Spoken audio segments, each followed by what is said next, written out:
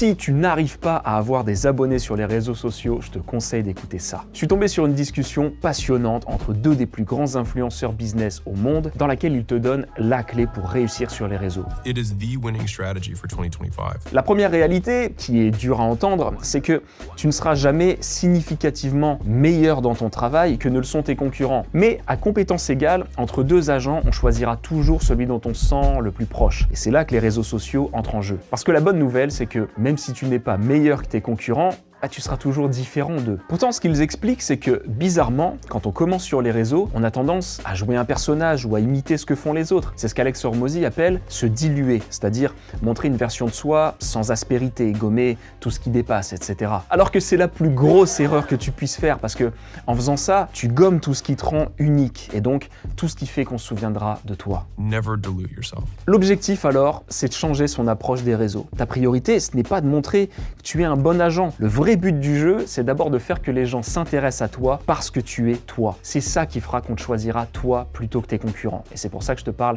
tout le temps d'authenticité dans mes vidéos. The thing that all of my favorite creators and the really successful creators have in common is they all have the courage to be themselves. Voilà, le courage d'être soi-même. C'est ça le secret du succès sur les réseaux. Ça te paraît simple dit comme ça, et pourtant ça a pris des années à ces deux mastodontes pour le comprendre. Alors, ne perds pas ton temps à te chercher une voie sur les réseaux, assume la tienne.